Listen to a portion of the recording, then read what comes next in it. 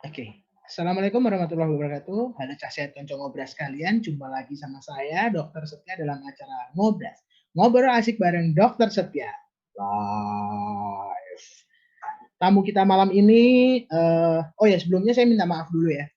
Minggu hari yang lalu itu agak ada trouble yang cukup. Sebenarnya saya malu sih. Tamu kita pas spesial banget. Gus Yassin, Wakil Gubernur Jawa Tengah, meluangkan waktu, beliau lagi kumpul sama keluarga, meluangkan waktu buat masuk di Ngobras. Neng, ya itulah. Kadang manusia boleh berencana, tapi lagi-lagi keputusan ada di tangan yang kuasa. Kita udah siapin sedemikian rupa, ternyata ada masalah. Ya, wah saya malu banget. Saya nyuwun pangapunten banget sama Gus Yassin. Kok alhamdulillahnya beliau itu enggak duko, enggak kenapa-napa, santai aja, malah hari ini malah ngajak live lagi. Dia malah berkenan saya ajak live lagi, malah berkenan. Wah, ini benar-benar tamu istimewa saya. Sepanjang saya mainan YouTube ini, mainan Instagram, mainan medsos, ini tamu yang menurut saya ini tamu yang paling istimewa. Dia Terima kasih. tokoh Jawa Tengah, tokoh Jawa Tengah tapi kok berkenan saya ada salah gitu tapi masih berkenan. Oke, kita sambut beliau Wakil Gubernur Jawa Tengah Haji Taj Yassin Maimun. Monggo Gus Yassin, sugeng dalu Gus Yassin. Assalamualaikum warahmatullahi Halo, wabarakatuh. waalaikumsalam warahmatullahi wabarakatuh. Nggih Gus, Sehat dok ya?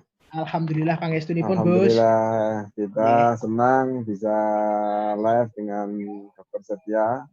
Saya nggih. biasanya manggil Dokter Ade. Nggih. Nyuwun Nah, pangapunten Gus, saya tadi mboten kekeco ini sama Gus Yassin. Sampai oh nggak meluangkan apa-apa. waktu yang kedua. Ya Gus. Ya Matur nuwun Gus. biasa itu tadi disampaikan kan bahwa kita memang berkehendak tapi ya semua itu ditakdirkan oleh Allah Subhanahu wa taala. Jadi ya nggak Nggih Gus. apa-apa, biasa hal itu teknis itu wajar. Yang Nggih. penting nanti kita bisa ngobrol, bisa memberikan pemahaman-pemahaman kepada masyarakat itu yang lebih penting. Nggih, alhamdulillah. Gus Yassin sehat? Assalamualaikum Gus. Alhamdulillah sehat, Dok. Alhamdulillah wa syukurillah. Malam ini kita masih membahas sesuai dengan bahasan kita yang lalu, Gus. Jadi persiapan tentang menuju new normal di Jawa Tengah ini. Izin Ya. ini, Gus. Bagaimana tanggapan Gus Yassin terkait persebaran COVID di Jawa Tengah yang akhir-akhir ini kurvanya meningkat, Gus? Karena memang Semarang itu kurvanya menurut saya Gus. Kalau kemarin kami sepedaan sama Pak Wali, terus kita ngobrol sama Pak Wali tanggapannya, wah ini kok ngene terus ya Mas, Dok, bilang gitu. itu sepedanya berapa kilo, Dok, itu, Dok? Nah itu saya juga nggak yakin. Sebenarnya itu gayanya aja sepedaan, dan sebenarnya pakai mesin itu. Cah sehat Joko Blas, ono wakil gubernur iso guyon ini, golek lagi di. Matur nuwun Gus. Ya Gus, Ya. bagaimana Gus tanggapan panjenengan tentang kurva yang akhir-akhir ini cenderung tetap meningkat? Ya, jadi kurva bukan hanya di Jawa Tengah, saya lihat ini memang kurva di Indonesia makin naik ya kurvanya. Memang kita selalu memprediksikan yang paling buruk. Kalau kemarin itu kita memprediksikan itu di bulan Juli itu sudah turun kurvanya, tetapi kalau melihat tren per hari ini atau minggu kali ini memang kayaknya belum ya. Apalagi masyarakat itu setelah melihat ada kalimat new normal, itu kan sulit dipahami oleh masyarakat. Jadi pertama new normal itu pakai bahasa Inggris. Masyarakat memaknai pertama itu new normal. Oh, lagi golek kamus dhisik. Setelah itu memahaminya new normal berarti kemarin ada permasalahan, berarti sudah normal lagi. Tidak ada kendala lagi dan sudah boleh bebas. Makanya kemarin itu diserang loh. Pemerintah itu gimana toh? Katanya suruh kita jaga jarak, social distance. Sekarang kok malah dibuka semuanya ya, boleh kemana-mana ya. Kemarin menjelang Lebaran nggak boleh mudik, menjelang puasa juga nggak boleh pulang. Kok sekarang boleh? Nah ini memang perlu dipahamkan lagi bahwa new normal kita ambil sepakat dulu bahwa ini adalah tatanan baru. Ya. Tatanan baru itu artinya kebiasaan-kebiasaan ada yang baru, bukan kebiasaan yang dulu sebelum ada pandemi COVID-19 kembali lagi, bukan. Akan tetapi memang kita harus punya tatanan baru, atau kalau kita biasakan bicara tentang kehidupan, itu biasanya ada berbicara tentang agama, ada berbicara tentang budaya. Nah, dulu budayanya kita ya berjabat tangan, kita berpelukan ketika ketemu dengan sahabat, dengan keluarga, apalagi orang-orang yang kita cintai. Nah, saat ini memang ditata baru. Artinya ada budaya baru bahwa itu saat ini belum dibolehkan, tidak bisa dilakukan seperti yang dulu. Artinya ya cipika-cipiki, mohon maaf deh, nanti dulu itu buat keluarga aja saat ini. Itu pun kalau kita sudah bersih benar-benar, kalau dari luar sudah kita mandi, sudah bersih-bersih, dan kita yakin betul bahwa kita saat ini adalah kondisi dalam keadaan sehat, itu baru kita melakukan itu. Nah, seperti itu, maka kalau kita menanggapi kurva saat ini di Jawa Tengah per hari ini ada ada COVID yang sudah positif itu 2.653, yang dirawat masih 1.239, sementara yang sembuh ada 1.190, dan yang meninggal 224. Ini juga kenaikannya dengan ketika kita waktu itu berencana live itu masih di bawah 1.000. Jadi sekarang sudah naikannya memang sangat signifikan. Nah, di sini saya menyarankan kepada kita semua, yuk kita budayakan apa yang sudah menjadi budaya baru ketika kita mengalami pandemi COVID-19 ini. Iya. Ya Gus, wah mantap banget ini penjelasannya Gus Yasin. Laras Gus, jadi memang Casihat Konco Ngobras itu banyak yang bingung Gus. Bingungnya adalah new normal life. New normal life ya apa? Sing new ya apa? Sing normal apa? Life iki life is apa? Jadi memang kalau kita ini kita harus lihat, kalau kita mau mengedukasi seseorang kan kita harus lihat seberapa orang itu akan mudeng. Jadi kesepakatan kita menggunakan bahasa Indonesia dengan sebutannya tadi menapa Gus? Kebiasaan baru ya Gus? Kebiasaan baru atau tatanan baru. Tatanan baru dengan tetap mengindahkan pencegahan penyebaran dari COVID-19 ya Gus. Betul. Nah, jadi Casihat Konco Ngobras sekalian mesti ingat, new normal life means new normal life itu bermaksud adalah sebuah tatanan baru yang dilakukan dengan tetap mengindahkan pencegahan penyebaran COVID-19. Nah, tatanan baru ini itu apa sih? Tadi dijelaskan sama Gus Yasin itu. Ya, sepakat Gus, saya sepakat banget. Kalau penjelasannya kayak gini itu masyarakat enak nih dengar Gus ya. Terkait instruksi Bapak Presiden kita tentang persiapan tatanan baru atau new normal life ini, Gus. Apa saja yang dilakukan oleh jajaran pemerintah Provinsi Jawa Tengah mengingat yang tadi. Jadi kurva kita yang masih meningkat tadi, dan saya yakin karena kita juga harus menjelaskan ke Casihat Konco Ngobras itu. Jadi kurva itu kenapa kok sekarang bisa meningkat? Memang yang pertama kami mengakui dari tenaga medis, semua sistem sekarang bekerja. Semua sistem itu maksudnya tempat pemeriksaannya banyak, hasilnya lebih cepat. Kalau dulu kami, ini izin melaporkan Gus, kalau dulu kami pada saat awal-awal merawat COVID itu hasilnya bisa 2 minggu Gus. Sekarang pasien saya yang terakhir ini Gus, yang terakhir terdiagnosis itu 3 hari yang lalu diperiksa, hari ini sudah jadi Gus. Barusan saya dikabari hasilnya. Jadi ya cukup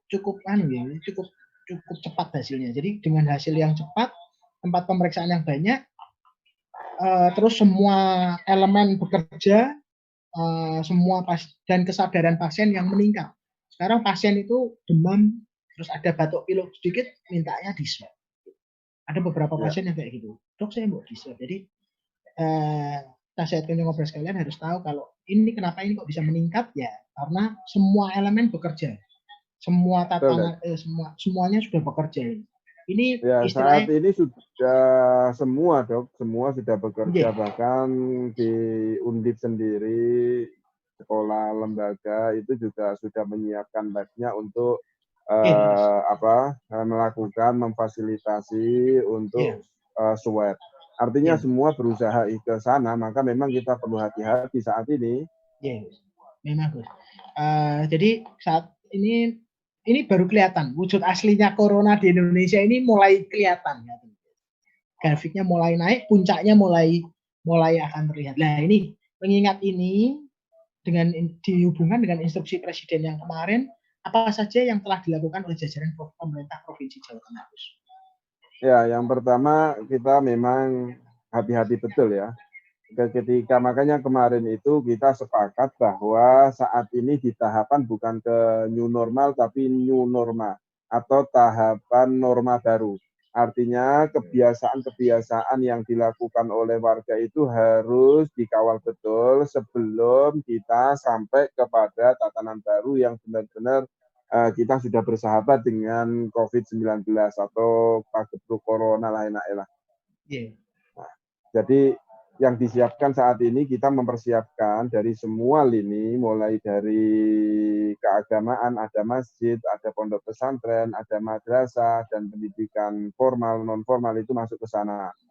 Juga tidak kalah penting karena kita tahu kita mengalami pandemi COVID-19 di Indonesia ini sudah 3 bulan lebih.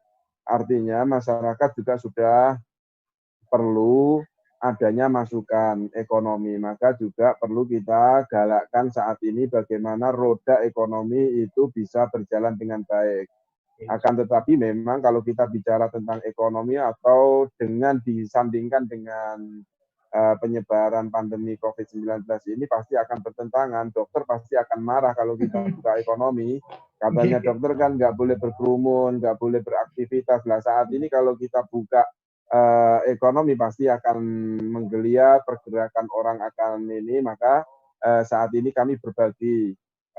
Mas Ganjar mulai mensosialisasikan kemarin di awal-awal itu sudah mensosialisasikan bagaimana pasar itu ditata, bagaimana mall itu ditata, toko-toko bagaimana seperti Indomaret, Alfamart, dan retail-retail yang lainnya. Saat ini sudah masyarakat juga butuh hiburan. Ternyata hiburan mendengarkan musik di rumah, mendengarkan siaran-siaran live aja itu tidak bisa menghibur. Maka mereka butuh wisata. Saat ini juga pariwisata di Jawa Tengah kita mulai tata. Belum dibuka ya, jangan salah.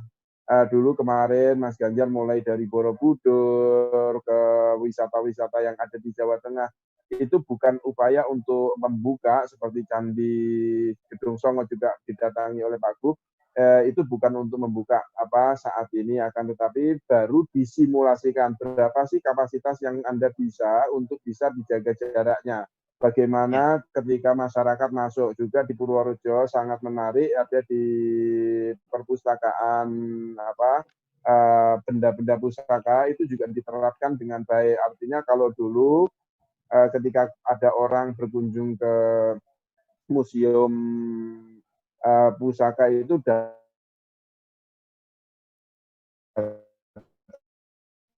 bergerombol, lalu yang menerang dibatasi tiket masuknya ketika sudah penuh, ya udah kita antri. Kalau di luar sih saya pernah mendengar setiap ada mall, minimarket itu ketika trolinya itu sudah tidak ada, berarti mereka sampai ada troli. Nah ini kesadaran seperti ini memang kita harus bangun.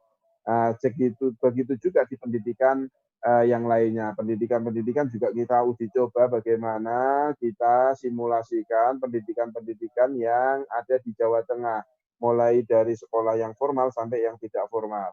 Nah yang tidak formal ini ada pondok pesantren. Memang agak sulit sih pondok pesantren itu karena kita tahu bahwa pondok pesantren sama dengan jumlah masyarakat, karena kayak pondok pesantren di Kajen itu ribuan yang ada, bahkan puluhan ribu yang ada di pondok pesantren, sementara tempatnya ya terbatas. Nah ini memang kita atur sedemikian rupa. Kita juga tidak mengesampingkan protokol kesehatan. Kita tanya bagaimana sih pondok pesantren itu terbaik untuk mereka bisa tetap melakukan belajar mengajar. Nah ini kita atur semisal tiket tadi saya jelaskan di pariwisata boleh masuk berapa orang dulu, terus masuknya bagaimana, beli tiketnya bagaimana, lalu dipandu, biasanya kalau ada kayak Borobudur ada mobil keliling itu juga biasanya kapasitasnya 6 orang, ya berarti kita sekarang 3 orang dan itu disilang. Nah ini seperti ini kita terapkan, kita kontrol betul supaya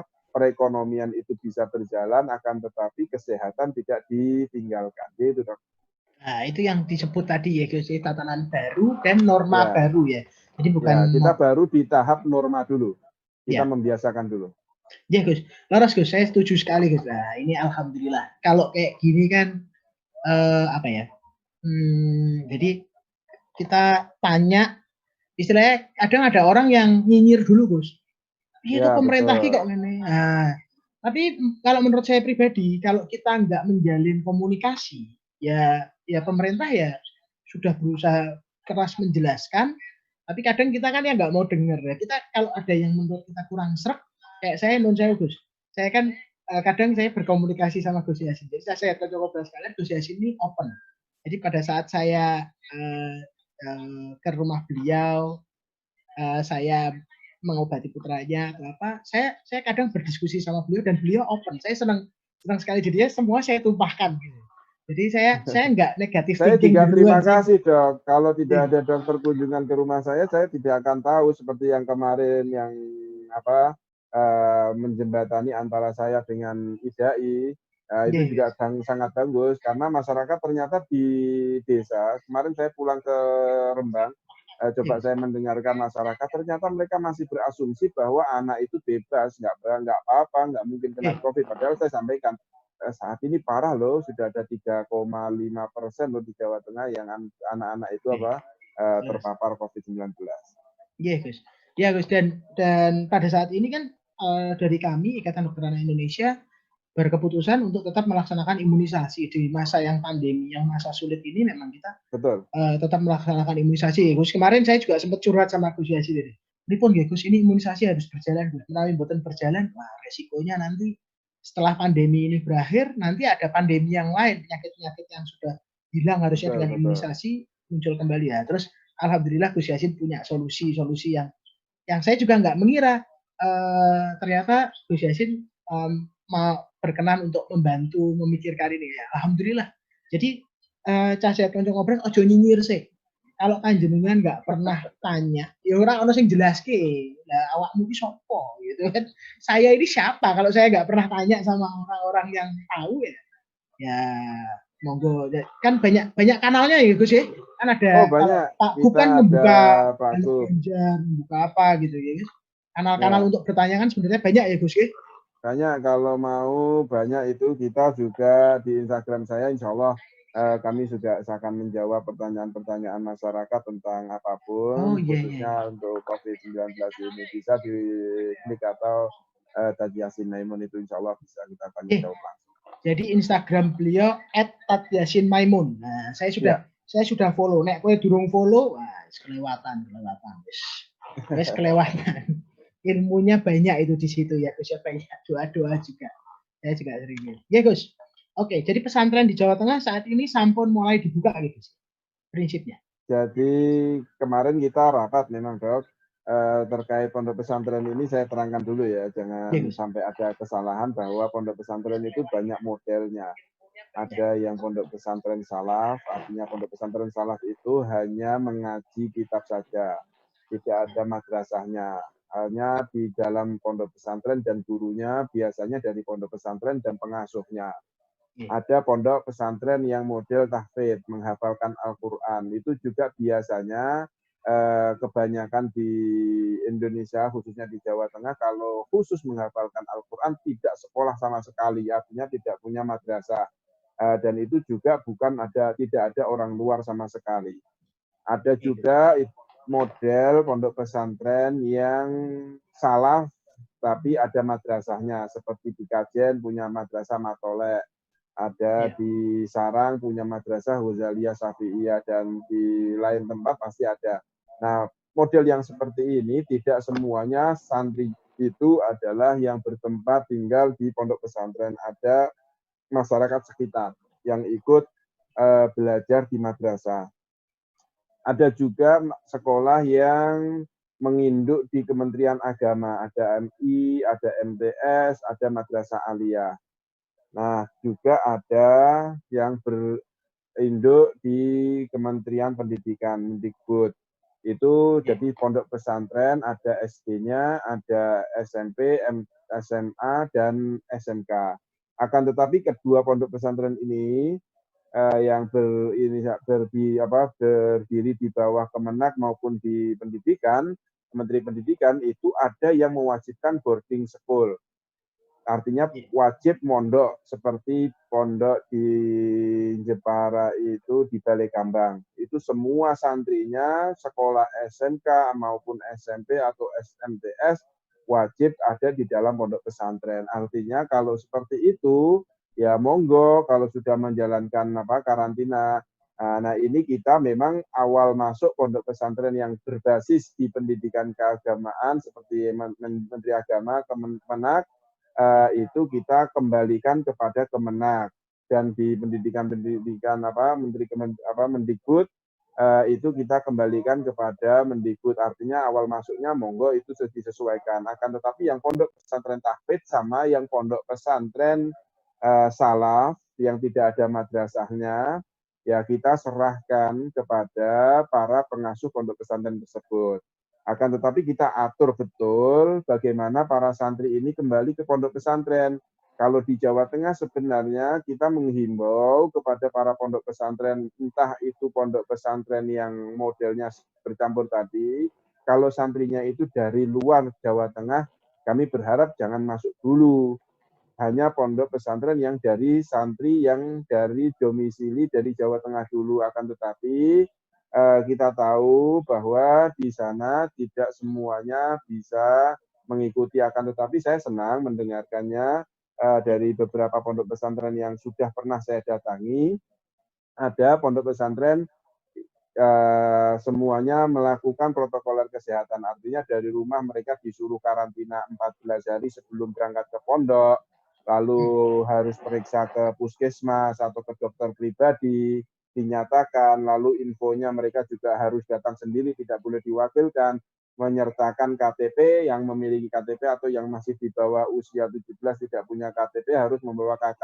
Artinya ini data harus diisi betul, karena apa? Itu nanti bisa juga, mungkin dia merasa sehat, di waktu diperiksa, nggak ada gejala, suhu badannya di bawah 37, dan lain sebagainya. Akan tetapi ternyata setelah diketik namanya, itu akan muncul, ini namanya kok ODP ya, namanya ini kok OTG ya, dan lain sebagainya. Nah ini kita akan mendeteksi itu, gunanya kenapa kita menyuruh datang langsung ke puskesmas secara pribadi juga, kalau belum tercantum di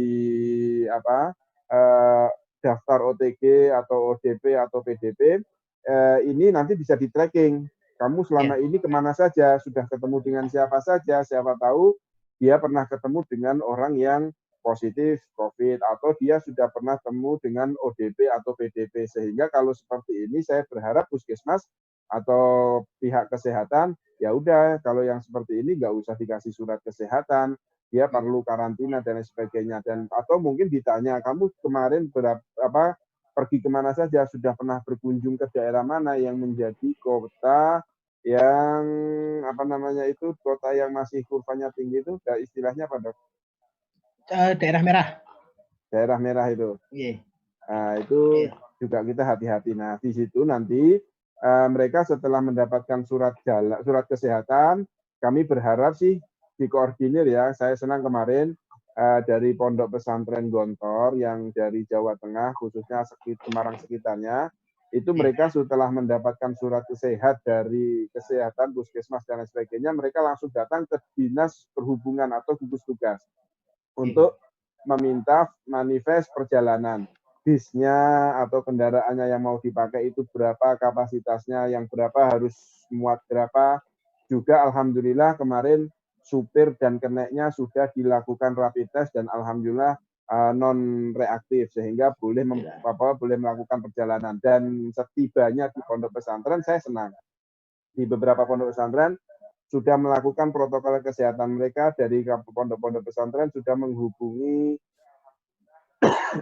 pondok dinas kesehatan Pemkab untuk mengawal. Jadi ada posko-posko kesehatan, mereka setiap datang dari santri manapun dilakukan pengecekan, kalau suhu tubuhnya tinggi maka dikarantina khusus, kalau tidak ada karantina tersendiri, sehingga dipisahkan betul dan itu dilakukan selama 14 hari minimal. Untuk karantina setelah itu monggo mau beraktivitas dengan kawan-kawan. Yes. Wah, matur nuwun. Komplit pol. Komplit pakai telur. Wah, Gus Yasin ini kalau menjelaskan tuh gamblang. Jadi ora sak kiprit gitu. Jadi memang perlu seperti ini. Jadi masyarakat ini butuh kejelasan. Saat ini masyarakat butuh kejelasan. Tadi siang Gus, alhamdulillah saya menjadi pembicara di sebuah webinar yang isinya, saya awalnya nggak tahu Gus isinya siapa Gus. Ternyata isinya tuh rencang-rencang guru. Di sini juga ada yang bergabung dengan kita, Ketua PGRI Kota Semarang, Pak Nur Hoiris, Benrawo Pak Nur. Beliau juga tadi siang pembicara juga. Ternyata orang tua murid ini pada apa ya Gus ya? Pada takut Gus.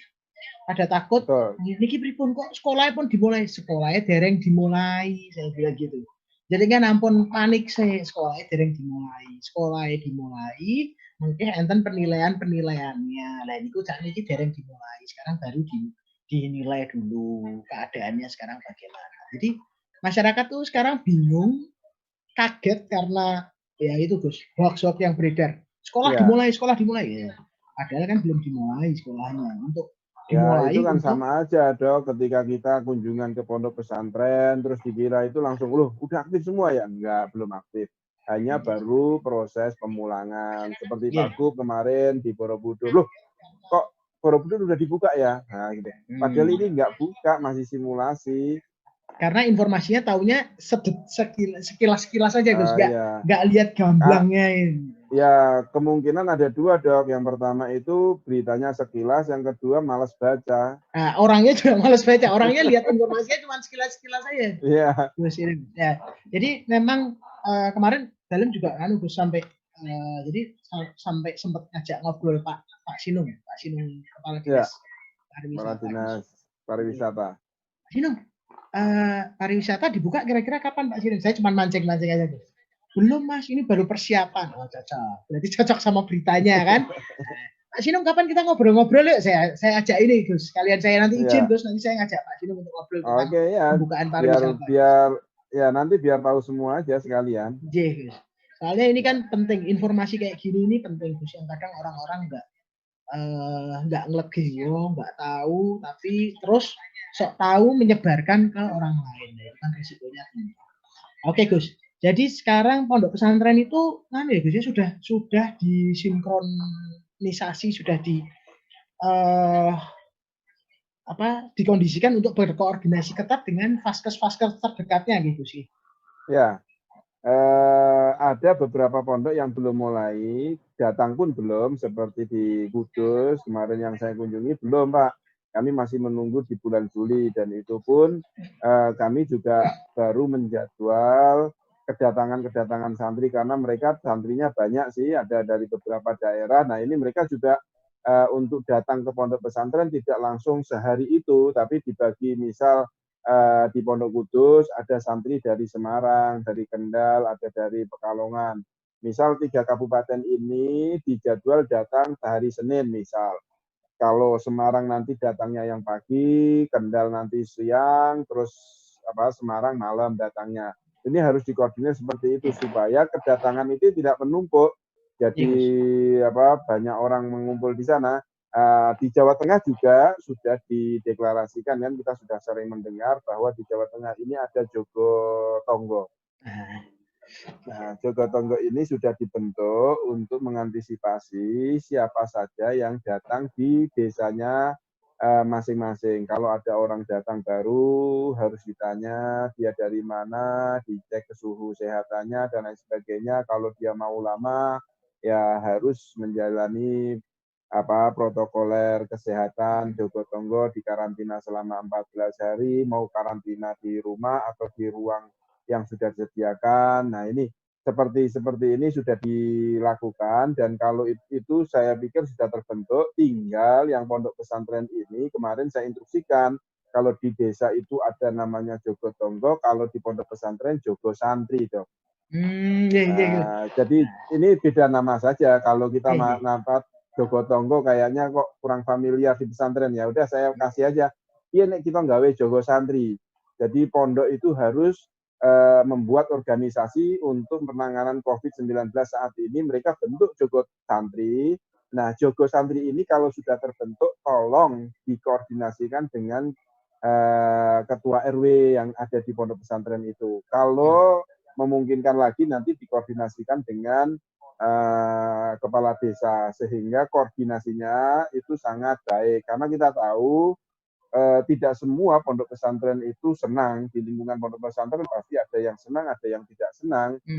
Dan kedatangan santri ini juga pasti mengkhawatirkan, adalah pasti di tetangga pondok pesantren itu yang bertanya, ini santri kok datang semua ini, nanti kalau membawa COVID-19 bagaimana? Nah, ini untuk mengantisipasi ini supaya dikoordinasikan, dibicarakan sama kepala desa. Nanti siapa saja yang ada protes, silahkan protes ke kepala desa, nanti biar ada koordinasi, lalu bisa melihat seperti kemarin ada yang protes, terus saya bilang ya udah kalau yang protes suruh datang aja, bagaimana kedatangan santri itu dikoordinir, bagaimana masuknya santri itu diperiksa atau tidak, melakukan karantina atau tidak. Kalau itu dilakukan, akhirnya mereka juga ternyata protokol kesehatan diterapkan betul ya, bawa surat kesehatan, bawa surat perjalanan, perginya juga tidak pakai kendaraan umum, pakai kendaraan rombongan dan lain sebagainya, sehingga kenyamanan bersama itu ada. Dan tidak kalah penting, kalau sudah melakukan karantina, mereka datang pasti bukan hanya bicara kesehatan saja, mereka juga akan bicara ekonomi. Di sini maksud saya ekonomi, santri ini datang kan butuh makan, Dok. Nah, kalau sudah butuh pasokan makanan ini, ya siapa yang mau menanggung? Nah, ini kan pondok pesantren harus menyediakan, maka koordinasilah dengan Jogo Tonggo yang ada di desa itu, bagaimana pasokan makanan itu bisa diantar, tapi yang mengantar tidak perlu masuk ke lokasi pondok pesantren, sehingga bisa diantar, terus diterima, dibawa masuk, dimasak untuk makan para santri ini. Nah, ini seperti ini memang kita harus koordinasi, jangan sampai desas-desus menyalahkan pondok, menyalahkan ini, tapi tidak ada pembicaraan. Nah, ini yang kita berharap di situ, Dok. Gus, matur nuwun sangat. Izin saya menyapa ini, Gus, penonton live kita di YouTube, Mbak Tia Sugeng Rawuh, Mbak Tia Ibu Wali Kota Semarang Sugeng Rawuh. Bu Tia, matur suwun, Bu Tia. Ini ada dokter-dokter Tugu juga, sambil rawuh semua gitu. Alhamdulillah nih, Gus. Oke, Gus Yasin. Jadi memang ternyata fannya banyak ya, Dok. Apa, Gus? Ya mboten toh, Gus. Kalau masalah fans banyak Gus Yasin toh fansnya toh, Gus. Gus Yasin ini nek nyindir itu loh, mesti loh. Mboten. Kalau fans banyak panjenengan, Gus. Saya mboten enten sepintennya, Gus. Jadi memang kalau seperti Cah Sehat Kanca Ngobras kalian tahu yang dingendikakan Gus Yasin tadi loh. Jadi prinsipnya adalah koordinasi yang baik. Dari koordinasi yang baik itu akan tercipta sebuah tatanan dan keputusan-keputusan yang baik pula, insya Allah. Jadi insya Allah, kalau kita nggak pernah koordinasi, kalau kita nggak pernah menjalin komunikasi, ya kita gimana kita tuh tahu gitu loh, apa yang jadi masalah itu apa sebenarnya. Kan ya Gus, sepakat ya Gus? Sepakat, Dok. Oke, Cah Sehat Kanca Ngobras kalian. Nah ini, Gus, saya mau nanya tentang santri kalong. Iya, Dok. Gus Yasin tuh pernah cerita sama saya masalah santri kalong. Waktu itu saya ingat, Dok, santri ki ono sing ngene, santri ki ono sing kalong, Dok. Jadi santri kalong kuwi Gus Yasin sudah menjelaskan sama saya, Gus. Yeah. Tapi saya pengen Gus Yasin menjelaskan juga sama Cah Sehat Kanca Ngobras. Santri kalong itu kayak gimana? Dan santri kalong ini kan juga cukup beresiko juga, Gus. Karena dia kan keluar masuk terus, Gus. Cukup beresiko dalam persebaran COVID-19. Nah, ini menata penanganannya kados pundi, Gus. Ya, terima kasih, Dok. Ya, jadi tadi belum saya sampaikan bahwa saya sampaikan hanya baru di madrasah ya, tapi belum sampai saya bicara tentang santri kalong. Santri kalong ini masyarakat yang ada di sekitar pondok Terkadang juga ada desa tetangga kecamatan dan lain sebagainya memang kadang datang ke pondok pesantren hanya mengikuti pengajian-pengajian. Nah ini memang kemarin kita sudah sampaikan ke para pengasuh pondok pesantren dan para pengurus pondok pesantren untuk santri-santri yang seperti ini mereka boleh mengikuti pengajian kalau bisa diberi tempat sendiri. Jadi tidak dikumpulkan dengan para santri. Kalau perlu lagi, kalau bisa memungkinkan ya dileskan lah. Jadi mereka tidak perlu datang ke pondok pesantrennya, cukup menyimak di rumah masing-masing. Juga perlu saya sampaikan, Dok, bahwa kemarin saya ke Kujiah, terus saya pergi ke mana pondok pesantren yang ada di Demak Al-Fatah kalau nggak salah. Itu yang ada SMK-nya. Ada di Kujiah itu SMTS Kujiah. Jadi siswa-siswinya tidak semuanya tertinggal di pondok pesantren. Nah ini mereka menyatakan, Gus, ini akan kami buka pondok pesantren ini, tapi yang khusus untuk pondok santri yang sekolah di MTS Kujiah, itu mereka akan masuk di sore hari. Sementara masyarakat di sekitar yang sekolah di MTS Kujiah, mereka akan diberlakukan masuk di pagi hari. Nah ini memang harus ada seperti ini sehingga tidak ada pertemuan antara santri yang ada di pondok pesantren dan santri yang ada di luar. Tadi yang sampaikan santri Kalong itu, jadi tidak akan ada pertemuan itu. Nah, saya senang dengan seperti itu.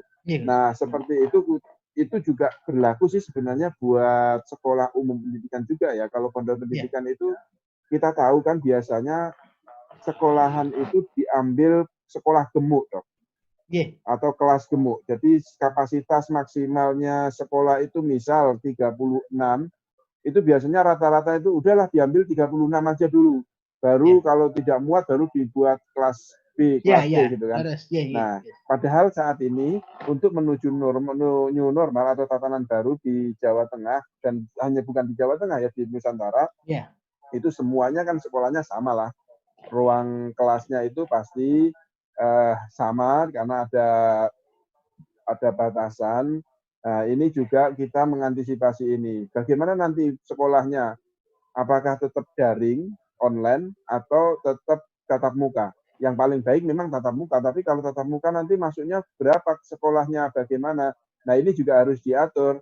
Kemarin sih kita ada wacana, ini masih wacana ya, wacana nanti, kalau bisa nanti mingguan deh sekolahnya. Kalau sulit mengikuti mengingat-ingat, diingat-ingat aja nomor absennya, masuk nomor absennya dewe gak ngerti. Misal sehari Senin kita yang masuk ganjil. 1 sampai ganjil ya. Nah, ganjil. Siang ganjil aja. Oh, nomor saya ganjil, berarti saya masuk Senin minggu pertama bulan Juni. Masuk Senin, masuk ganjil. Minggu kedua genap. Minggu ketiga ganjil, minggu keempat genap lagi. Nah ini seterusnya dibikin seperti ini sehingga masyarakat masih bisa mengingat-ingat, tidak ada pertemuan dan tidak ada pengkumpulan banyak massa, sehingga ini bisa diantisipasi seperti ini harus kita atur. Akan tetapi masih menyisakan pertanyaan kemarin, orang Indonesia itu sekolah yang nganggo berangkat ke sekolahnya yang biasanya kan kemarin kita banyaknya kan pakai angkutan ya. Ya, nah ini angkutan piye terus ada gitu. Nah, angkutan pertanyaan selanjutnya juga kita atur. Gus. Nanti di angkutannya kita juga atur. Jadi, Gus, izin matur juga Gus. Mumpung ini di forum kita ini ada Ketua PGRI juga yang bergabung ini. Jadi izin saran juga Gus, ini saran dari saya pribadi Gus sebagai panjenengan, santri panjenengan Gus. Saya saran jadi menawi berkenan Gus, dilibatkan semua stakeholder, dilibatkan lenggah bersama. Jadi karena kalau menurut saya Gus, kalau seperti Gus Yasin ngendiko tadi, seperti yang dirapatkan kemarin, sekolahnya sesuai dengan nomor absen itu berarti kan si guru ini harus membuat program. Guru itu kan membuat program Gus. Jadi guru itu kan kalau setahu saya guru itu kan buatan cuman ngajar dari buku ini dipindahkan ke anak, ngajar itu kan buatan. Jadi guru itu membuat program minggu ini dia harus membahas ini, harus selesai sampai segini, harus ini. Nah, kalau begitu kan berarti kan dia harus sang guru ini kan harus membuat program. Nah, kalau berkenan nanti semua didudukkan bareng, Gus. Oke, terima kasih masukannya, bagus dok. Nanti ya, coba minggu depan atau ini akan coba kita diskusikan, kita libatkan lah. Ya, izin Gus, sampun mirang Gus tentang RSUD Jepara Gus, yang tenaga kesehatannya banyak positif Gus, kalau wingi. Iya. Yeah. Nah itu kan, jadi ternyata kita juga nggak mengira ya Gus, maksudnya ternyata masyarakat ini masih, kalau dari infonya kan dari apa, ada pasien ODP yang tidak ada ODP yang tidak ngaku kalau ODP ada. Betul. Jadi terkena seperti itu. Seperti yang sudah terjadi juga di Rumah Sakit Umum Pusat Dr. Karya di Semarang kan ternyata itu malah pasien. Ya, ternyata. Nah, itu kan maksudnya kan berarti kan masyarakat ini kan masih takut ya. Betul. Sebenarnya COVID ini kan penyakit yang semua orang bisa kena. Casehat Kunjung Obras mesti ngerti. Penyakit COVID ini beda dengan penyakit-penyakit, dan ini bukan aib gitu. Ini bukan aib. COVID itu bukan aib yang harus Casehat Kunjung Obras kalian tahu. Karena Pangeran Charles sing duwe negara Inggris, kabeh sak kabehane iso dituku mbek Pangeran Charles, kabeh wong nyembah nggih Gus nggih. Iku kan calon raja, dadi kabeh wong nyembah teng mriko. Nah, iku kena positif lho, COVID-nya positif lho, Pangeran Charles itu. Perdana Menteri Inggris Boris Johnson itu yang kalau jalan aja laler meh menclok pager disapu kalau pengawalnya, ada orang bersin aja langsung diamankan oleh dokter pribadinya, positif Boris Johnson. Nah, jadi ngaten Gus, kalau berkenan Gus memberikan apa ya, semacam ini buat casehat Kunjung Obras sekalian, bahwa penyakit ini bukan aib. Jadi ayo toh jujur wae. Sepakat Dok. Senang sih, saya ini ada pertanyaan yang sangat menarik ini memang. Masyarakat saat ini itu ya gimana ya, masyarakat itu aneh, saya melihat itu. Waktu pemerintah itu mencoba menawarkan, mengumumkan, menyimpan data-data pasien, masyarakat bilang, pemerintah ini jujur, orang terbuka, nutup-nutupi, dan lain sebagainya. Sementara setelah kita buka, masyarakat juga langsung, wah, wong iki kena COVID, dan lain sebagainya. Bahkan kemarin siapa itu dok? Profesor, siapa yang dari Dr. Karyadi yang positif waktu di awal itu? Zainal Mutakin. Zainal Mutakin. Dia profesornya juga mengeluh kan? Saya itu bukan malah saya yang saya pikir, tapi keluarga saya. Saya itu saat ini di karantina, sudah menerapkan, saya nggak mau pulang. Kenapa istri saya dan keluarga saya disuruh keluar yang mana mereka tidak positif? Jadi asumsi-asumsi ini seperti ini harus diterangkan kepada masyarakat memang, bahwa perlu disampaikan yang pertama, rapid test dulu dok. Jadi masyarakat itu saat ini rapid test itu kalau sudah reaktif dikira itu sudah pasti positif COVID-19. Dimusuhin dan lain sebagainya. Sebenarnya jangan dimusuhin. Cukup mereka dikasih waktu untuk karantina saja. Kalau masih memungkinkan karantina di rumah sakit, ya alhamdulillah. Kalau rumah sakitnya sudah penuh, mau apa? Ya harus karantina pribadi, rumah masing-masing. Tapi ya perlu kita jaga dan kita awasi betul. Seperti di Jepara, itu sebenarnya pengulangan. Mungkin orang-orang yang tidak ngaku itu tidak melihat kasus yang ada di Karyadi. Jadi di Karyadi itu memang pasien yang sudah terjadwal untuk melakukan operasi jantung kalau nggak salah dok ya? Ya dok, ada dua memang. Ada dua ya operasinya. Nah ini mereka nggak mau mengaku bahwa suaminya itu ternyata pulang dari luar negeri. Nah ini harusnya diantisipasi, tidak bisa dilakukan operasi kalau belum diswab, kan seperti itu aturan kesehatan. Kalau mau melakukan operasi apapun itu operasinya harus diswab dulu untuk memastikan bukan untuk Anda sebenarnya, tetapi untuk kita semua, mulai dari dokternya, perawatnya, asisten dokter yang akan melakukan operasi dan lain sebagainya. Nah memang ini harus kita sikapi. Kalau kita memang pernah ketemu dengan orang, ya udah seperti kita umumin aja, saya nggak mau ketemu siapa-siapa. saya pernah ketemu si A misal dia sudah positif, saya mending menghindar aja, jangan sampai saya pergi untuk membuat madharat, bahaya untuk orang lain, dan itu dilarang oleh agama. Dalam hal menyakiti orang itu dilarang. Maka memang kita kejujuran di sini, qulil haq walau kana muran, katakanlah yang benar walaupun itu benar pedih. Kita tahu kok kalau ketahuan itu yang dipikirkan itu bukan kok saya sakitnya bukan, tapi nanti saya akan dimusuhi orang, saya dijauhi orang, jangan khawatir. Toh kalau sudah positif, itu kalau sudah melakukan karantina diawasi oleh dokter, misal, dan itu sudah reaktif 2 kali, non reaktif 2 kali atau swabnya negatif 2 kali kan sudah sembuh.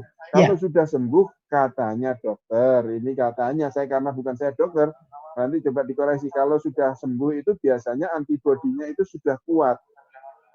Artinya apa? Dia sudah kebal dan lain sebagainya. Ini memang perlu disampaikan. Nah, yang menarik lagi dok, bukan di Jepara dok, di Kabupaten Blora. Ada pasien yang positif, sudah masih positif, hasil swabnya sudah dipaksa untuk pulang. Nah ini kemarin kita marah sih, bukan marah kita sebenarnya, tapi kita sayang kepada para masyarakat kita yang ada di Kabupaten Blora. Maka saya menginstruksikan memang kepada Jogotongo yang ada di Blora, tolonglah kalau yang kemarin pulang paksa itu rumahnya tempelin, kalau bisa tulisin papan besar itu, taruh di depan rumahnya bahwa ini pasien positif corona, biar yang diawasi itu bukan masyarakat bukan petugasnya saja, tetapi tonggo-tonggonya ikut mengawasi kabeh gitu. Lurus Gus. Ya, jadi izin menambahkan Gus, jadi kalau pasien kalau kita pulangkan itu, saya ngobrol sekalian, pasien kalau kita pulangkan itu swabnya sudah negatif. Kita swab itu sudah negatif, kita pulangkan. Dan kalau pulang pun harus isolasi 14 hari. Ya, negatifnya tidak sekali kan dok? Iya, 2 kali kan memang swabnya kan 2 kali Gus. Jadi rangkaian swab itu swab 1, 2, terus kemudian kita swab lagi 3, 4, nah gitu. Jadi rangkaiannya 2, 2 gitu. Jadi begitu kita pulangkan, nanti kita isolasi di rumah 14 hari. Gunanya apa sih? Untuk menghilangkan sisa-sisa yang ada virus COVID yang masih bereaksi di dalam tubuhnya. Jadi untuk menghilangkan itu. Dan pada pasien-pasien tersebut yang sudah pulang, memang belum ada penelitian yang tegak apakah terbentuk antibodi. Cuman ada beberapa pasien yang dibuktikan sudah pernah kena COVID, kena lagi di luar negeri. Gitu ya. Berarti ini baru lagi ya, pengembangan lagi ya. Memang di luar negeri ada yang seperti itu. Jadi memang sudah ada jurnalnya yang menyatakan seperti itu. Namun yang kami harapkan langkahnya itu seperti Gus Yasin tadi ngendiko. Jadi saya ini kedatangan tamu Gus Yasin malam ini itu komplit.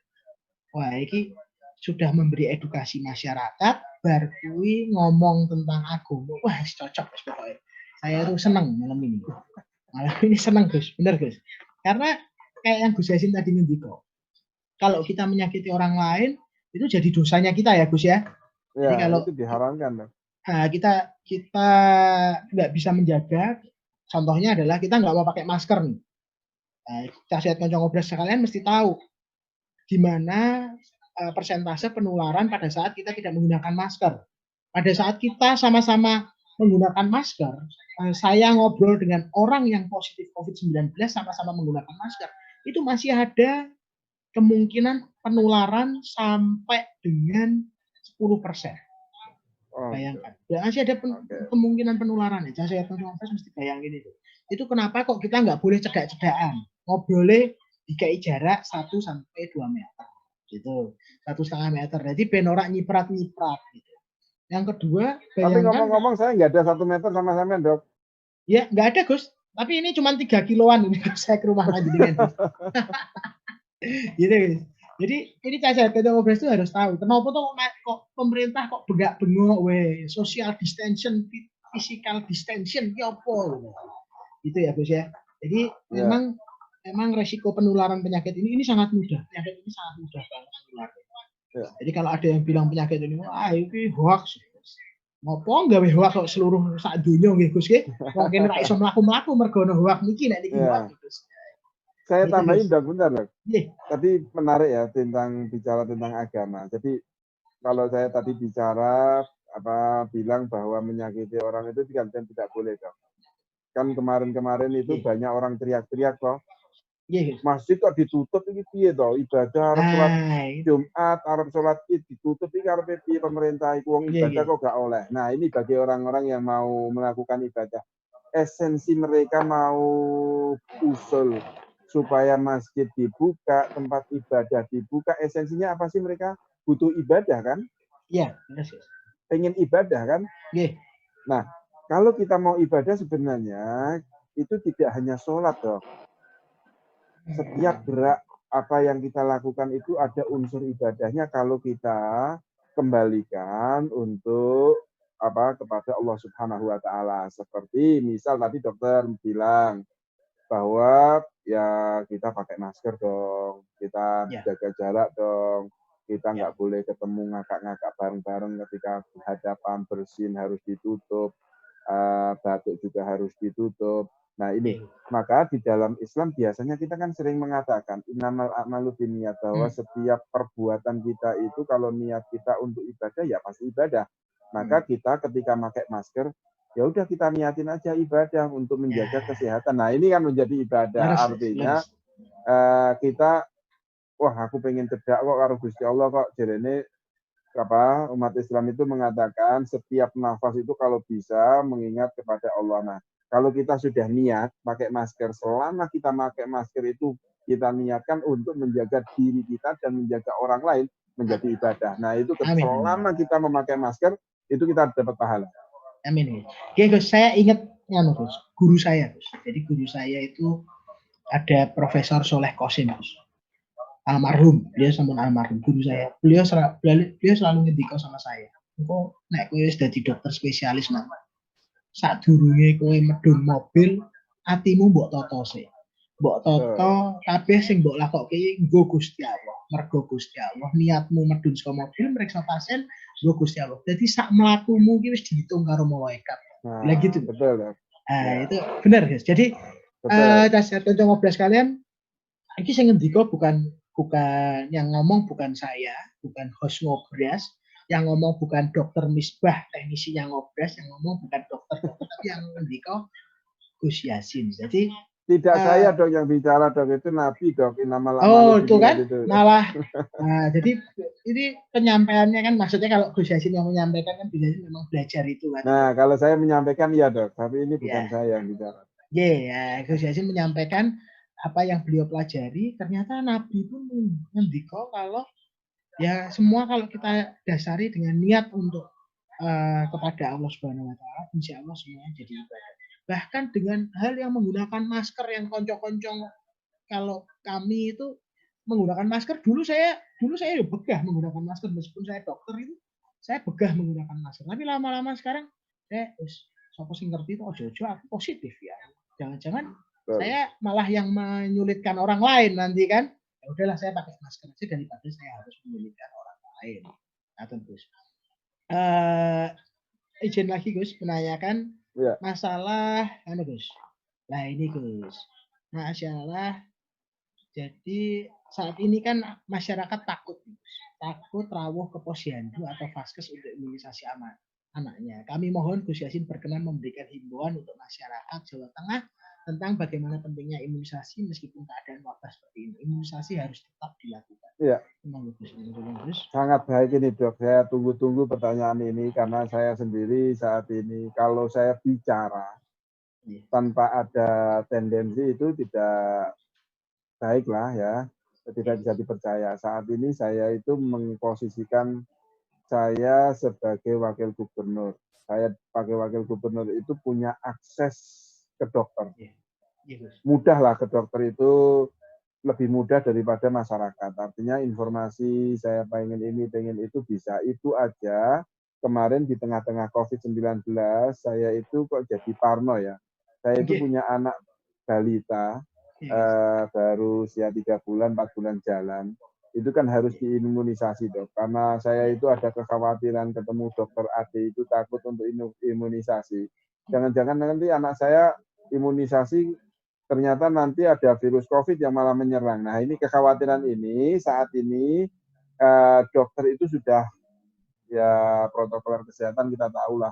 Dokter itu ketika mau memberikan vaksin kepada anak kita, bagaimana mereka harus cuci tangan dulu, pakai face shield, pakai apa, topeng lah. Nah, mungkin face shield itu masyarakat nggak paham.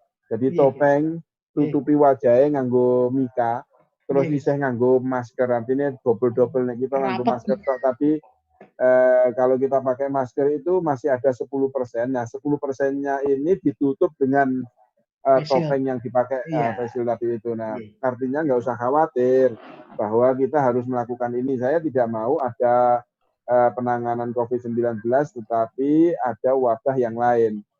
Kan kalau kita saat ini membicara tentang vaksin, banyak orang tanya, ini pemerintah piye to jane kok ora gelem nyiapno vaksine, gak gelem goleki vaksin. Nah, ini tolong ya dipahami bahwa vaksin itu bisa disediakan tidak serta-merta begitu saja. Ini obatnya langsung bisa dipakai kan, nggak bisa. Harus ada uji lab, ada macam-macam itu tahapan-tahapan yang harus dilakukan. Nah, permasalahan wabah ini sebenarnya bukan tahun ini saja. Dari tahun-tahun yang lalu itu sudah ada, seperti cacar itu kan juga termasuk wabah.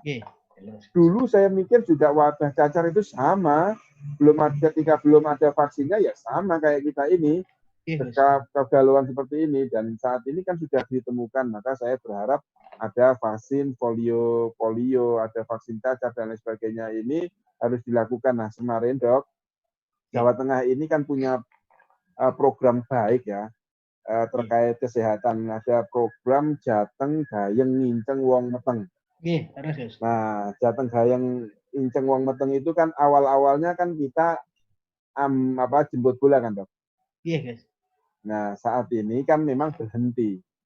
Saya kemarin tanya kepada para bidan, Bu, bisa nggak Pak, bidan, bisa nggak Anda sekarang datang? Gini Pak Wagub, kami mau datang itu diprotes sama masyarakat. Nah, ini memang harus pemahamannya harus benar, harus dari dua sisi. Ada yang tanya, kemarin memang waktu awal pandemi itu kan Pak Presiden, kalau nggak salah pemerintah pusat itu kan menginstruksikan kepada para ibu hamil, ibu yang memiliki yang ibu hamil ya, kemarin instruksinya ibu hamil, kalau tidak ada keluhan atau permasalahan di dalam kandungan, saat ini jangan dulu deh datang ke dokter.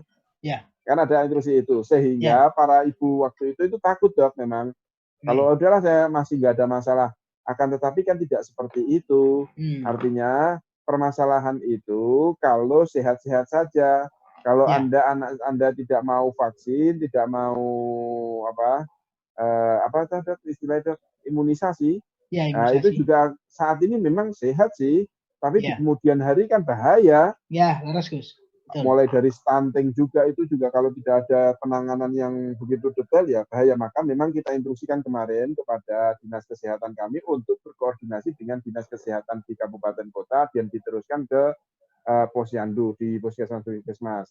Kalau dulu kita kan ya rekoso lah, data wong, sapa wae sing hamil, sapa wae sing bayi dan sebagainya, ya saat ini memang kita sinkronkan aja ke Jogotongo. Jogotongo itu kan salah satu fungsinya adalah kesehatan. Selain mereka mendata siapa saja yang masuk ke desanya, mereka juga kita tambahin aja tugasnya siapa saja yang hamil saat ini. Siapa saja yang baru melahirkan. Nah, ini kita data. Dengan pengalaman-pengalaman kita, protokol kesehatan yang sudah berjalan dengan baik ini kan bisa kita atur. Misal Posyandu, kalau dulu kita tahu Posyandu desa ini tanggal sekian. Kan gitu. Nah, ini kan memang bahaya nanti kerumunannya. Kalau gitu kita datangnya itu kita jadwal aja hari Senin buat ibu ini, buat ibu ini, buat ibu ini. Ibu ini nanti datangnya jam sekian, ibu ini datangnya jam sekian, ibu ini datangnya jam sekian, jadi tidak ada kerumunan dan lain sebagainya.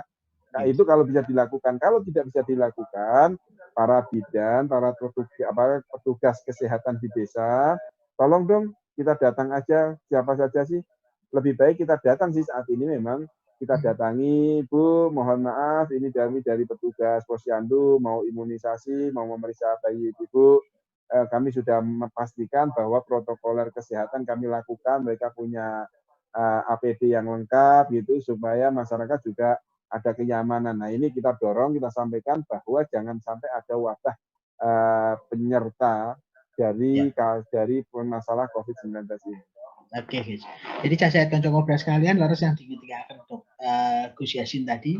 Jadi kalau imunisasi saat ini kami dari Ikatan Dokter Anak Indonesia menyarankan untuk tetap melakukan imunisasi saat ini.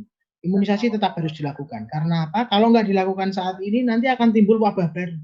Wabah COVID-nya selesai, wabah yang harusnya sudah hilang dengan imunisasi tadi timbul lagi. Nah, itu resikonya lebih tinggi banget. Saya nggak bisa membayangkan hal itu. Jadi kami pun dari Ikatan Dokter Anak Indonesia kemarin sudah Gus.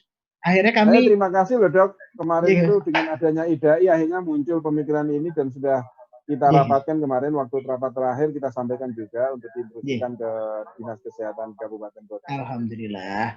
Ya Gus. Akhirnya kemarin kami Gus menggerakkan teman-teman dokter anak dari mulai yang di pusat sampai yang di daerah atas perintah Ketua IDAI. Kita jemput bola aja lah, kita jemput bola dulu sambil pemerintah provinsi mempersiapkan. Kita jemput bola, akhirnya kami ke yang di kabupaten-kabupaten menghubungi ke dinkesnya masing-masing untuk mengadakan posyandu percontohan. Kami siapkan semuanya, kami bantu. Di Semarang kalau nggak salah udah jalan dengan baik, Dok. Di Mijen, alhamdulillah. Di Mijen sudah jalan. Di Mijen pertama kali dijalankan. Alhamdulillah waktu itu Mbak Tia juga rawuh, Mbak Tia Hendi rawuh. Kita memulai yang pertama kali di Semarang di situ, kemudian Magelang juga. Alhamdulillah semuanya didukung oleh dinkes masing-masing karena kesadaran pentingnya imunisasi. Buat para kepala dinas kesehatan dan tenaga medis yang bisa menjalankan imunisasi atau posyandu dengan baik. Alhamdulillah Gus. Nun sewu Gus, ini mumpung teman-teman tenaga medis dari perawat ngumpul, ada terus ada ahli gizi ngumpul, terus ini ada apoteker ngumpul Gus, ada dokter juga ngumpul. Berkenan Gus, paling sedikit semangat sama sedikit apa ya Gus ya? Nasihat Gus. Hadis tapi atau monggo lah Gus, saya pokoknya yang bisa menaikkan semangatnya. Ini semangatnya udah ada beberapa yang mulai takut, mulai ngelokro karena di Surabaya ini kami ya di grup kami kan ada berita-berita di Surabaya kayak gini, terus di Jepara kemarin ada berita gini. Ya gimana pun kita harus mempertahankan semangat kami. Mohon berkenan Gus, paling semangat teman-teman. Terima kasih Dok, saya berterima kasih yang pertama kepada para tenaga medis dimanapun, khususnya di Jawa Tengah ya. Saya mengucapkan terima kasih karena dengan kerja keras para medis saat ini, yang awalnya kurva kita perkirakan akan meningginya itu sangat drastis dan sangat cepat, alhamdulillah bisa melandai walaupun akhirnya tetap juga tinggi, tapi kan tingginya ini bertahap, tidak langsung tinggi seperti negara Italia, seperti Amerika dan lain sebagainya. Ini juga berkat tenaga medis dan saya juga mengucapkan kepada masyarakat Jawa Tengah khususnya bahwa mereka juga selama ini patuh lah ya, walaupun patuhnya masih ya 50-50 gitu. Artinya saya berterima kasih dan perlu diingat para medis saat ini saya memahami pasti ada kejenuhan. Siapa sih yang enggak jenuh selama 3 bulan itu, mereka diforsir betul tenaganya, pikirannya, kekhawatirannya lagi juga dimaklumi. Mereka juga akhirnya sebagian besar tidak bisa ketemu dengan keluarga karena ketakutan nanti saya kalau menyebarkan ke keluarga saya bagaimana itu bentuk bahwa para tenaga medis sayang kepada keluarga. Dan perlu diketahui bahwa apapun kondisinya, kemarin sempat muncul, ya udahlah, kalau kita muncul kalimat, wis sak karepe, gitu kan. Artinya putus asa, padahal di perintah kita walatai asu, kita itu tidak boleh putus asa, kita harus berikhtiar semampu kita. Kalau memang masyarakat sampai saat ini bandel ya kita maklumi ya, karena masyarakat juga butuh makan, butuh ini dan lain sebagainya, sehingga kita sama-sama jenuh. Yang dari perawat itu jenuh, ditambah lagi dengan keadaan masyarakat yang saat ini mulai kegiatan keluar mulai banyak lagi. Ya ini tugas kita memang, tapi saya yakin bahwa tadi yang saya sampaikan dan dikuatkan oleh Dr. Ade, Dr. Setia, bahwa apapun yang kita lakukan, kalau kita kembalikan kepada Allah, jangan khawatir bahwa itu pasti kok di pundak sebelah kanan kita itu ada malaikat raqib yang selalu mencatat amal baik kita, sehingga nggak usah kita ngomong-ngomong aku niat baik, nggak perlu. Mereka malaikat ini diberi tugas oleh Allah untuk mencatat amal baik kita, itu tidak perlu kita woro-woro, mereka langsung kita kontak aja, mereka sudah tahu bahwa ini harus dicatat dengan amal soleh. Dan apa sih tujuannya hidup di muka bumi ini? Perlu diketahui bahwa Allah Subhanahu wa Ta'ala menciptakan manusia itu sebagai penjaga bumi. Jadi Nabi Adam itu diciptakan oleh Allah untuk diturunkan ke bumi, menjaga bumi. Dan salah satu menjaga bumi ini ya menjaga populasi, karena di dalam agama Islam itu didirikan, dibutuhkan, salah satunya adalah untuk kemanusiaan. Makanya ketika sebelum ada Islam masih ada budak, perbudakan dan lain sebagainya. Ini dengan adanya Islam, ya ini nggak boleh semerta-merta seperti ini, harus dihilangkan, gitu kan? Artinya mulai dihilangkan perbudakan, artinya kesejahteraan ini harus dilaksanakan. Karena dari itu kita diciptakan wa inni ja'ilun fil ardi khalifah. Jadi kita itu, saya menjadikan khalifah, penjaga bumi ini, ya manusia itu salah satunya para perawat, menjaga bagaimana masyarakat ini benar-benar sehat. Artinya kalau kita benar-benar melayani masyarakat dengan jerih payah kita, ini juga berarti Anda sudah melakukan apa yang diperintahkan Allah, yaitu menjadi khalifah. Khalifah itu tidak terus yang menjaga akidahnya saja ya, tidak.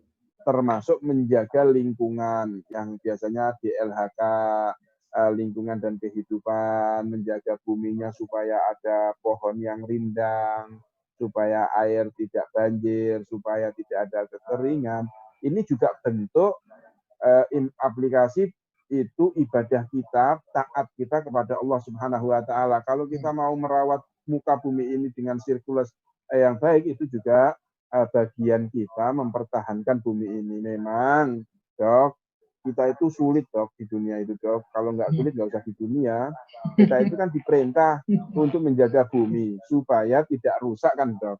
Salah satunya menjaga manusia ini biar tidak rusak. Akan tetapi Allah sudah menakdirkan di dalam rukun iman itu kan ada qadha qadar. Tetapi sebelum ada qadha qadar itu kita disuruh untuk iman kepada hari kiamat. Kita itu diperintah untuk merawat bumi supaya tidak rusak, tapi Allah sudah memberi warna-warni. Kiamat itu pasti terjadi, bumi itu pasti akan rusak. Nah ini kita suruh menjaga, tapi kita tidak bisa menjaga orang. Gimana mau menjaga orang? Allah sudah memvonis kok bahwa bumi ini juga harus rusak, manusia harus binasa, manusia harus mati. Nah ini artinya ya itulah kenapa kita diperintahkan untuk percaya kepada qadha qadarnya Allah Subhanahu wa Ta'ala. Apapun itu, yang jelek maupun yang baik, kita harus percaya itu semua datang dari Allah. Seperti halnya kematian. Tapi kan kematian ini bisa kita prediksi saat ini. Artinya bisa diprediksi, penanganannya seperti ini ya, kita selamatkan nyawa. Artinya kalau kita menyelamatkan nyawa satu saja, orang nggak usah manusia lah, hewan aja kalau kita mau menyelamatkan itu pahalanya dilipat gandakan kok. Nabi-nabi juga menjaga hewan-hewan itu bagaimana orang bisa masuk surga juga karena memberikan minum air kepada kucing aja, itu bisa menjadi amal soleh kok. Apalagi kita bisa memperbaiki nyawa manusia. Maka saya ucapkan nggak usah khawatir, dan kita dilarang oleh agama untuk putus asa. Maka kita harus melakukan sekuat tenaga apapun kita. Insya Allah dicatat. Alhamdulillah ya, saya tunjuk sekalian, teman-teman tenaga medis, tenang. Kabeh wis ana sing nyatet lur. Wis ra usah kowe bingung nyateti macam-macam, kabeh wis ana sing nyatet. Jadi kowe ra usah nggo catetan, wis dicatet dhewe otomatis. Kuwi paling enak. Luwih pinter daripada absenmu saben esuk. Absennya suka macet. Pengalaman, Dok. Absennya suka macet, Gus, soalnya Gus. Suka macet ya. Jadi itu kan mboten kecatet, Gus. Nah, nggih sampun lah. Tapi kan wis ana sing nyatet ya nggih sing luwih duwe urip. jadi mengatur hidup saya. Insya Allah semuanya apa yang kita lakukan kalau itu atas dasar pengabdian kita pada Allah Subhanahu wa taala, insya Allah semuanya sudah tercatat dengan baik dan ada buktinya. Ngaten Gus. Yang terakhir berkenan paring ucapan selamat ulang tahun untuk Ikatan Dokter Anak Indonesia, Gus. Lagi ulang tahun ini, Gus. Yang keberapa, Dok? Yang ke-66. Gus, pada tanggal 14 Juni. Ulang tahunnya kapan, Dok? Tanggal 14 Juni kalau ini, Gus. Oke. Ya, Dok, matur suwun, Dok. Saya diingatkan. Saya mengucapkan selamat ulang tahun kepada Ikatan Dokter Anak Indonesia, khususnya yang ada di Jawa Tengah. Saya terima kasih betul karena kesehatan, kecerdasan, kesuksesan orang itu juga dimulai dari anak. Maka dokter dengan mengawasi anak, mendidik anak, artinya merawat anak dengan sedemikian rupa, insya Allah kalau mereka menjadi sukses dan bisa terselamatkan, pahalanya nggak akan putus untuk dokter-dokter anak. Semoga tambah sukses, tambah semangat, dan bisa memberikan kemanfaatan untuk manusia sebanyak, karena khairun nas, yaitu anfa'uhum linnas. Sebaik-baiknya manusia itu adalah yang bermanfaat, dan kita yakin bahwa dokter itu bermanfaat untuk manusia. Matur sembah nuwun sangat Gus Yasin. Sami-sami, Dok. Matur sembah nuwun waktunya atas semua berkenannya. Kapan-kapan kalau berkenan saya aturi lagi ya Gus. Kita ngobrol-ngobrol yang lain ya Gus. Ya, siap. Yang lebih mendalam. Nanti kan pasti setelah ini new normal ini, norma baru ini akan berjalan pelan-pelan. Nanti 1 bulan atau 2 bulan kita bisa evaluasi sambil kita ngobrol. Kita harus evaluasi setiap hari, Dok. Kalau ya, bisa setiap minggu kita akan mengevaluasi tatanan baru ini. Oke Gus, nanti kapan-kapan dalam aturi lagi ya Gus ya, kita ngobrol-ngobrol seru kayak gini lagi ya Gus. Siap Dok. Yeh, ngaten Gus, matur sembah nuwun. Ya, salam buat teman-teman. Siap, nanti sampaikan. Oke, sehat kancong beras sekalian. Itu tadi obrolan kita dengan Gus Yasin, Haji Tas Yasin Maipun, Wakil Gubernur Jawa Tengah. Yang saya juga nggak pernah ngira ngobrolnya sesantai ini, padahal saya deg-degan. Istri saya aja tahu, saya bolak-balik ke kamar mandi, wotak-watuk. Kalau saya udah wotak-watuk, berarti saya deg-degan. Saya grogi mau ngobrol live dengan Gus Yasin. Tapi ternyata, wow, saya nggak mengira. Beliau ternyata sangat humble. Dan insya Allah, nanti saya akan cari bahan yang menggelitik lagi untuk ngobrol dengan beliau lagi.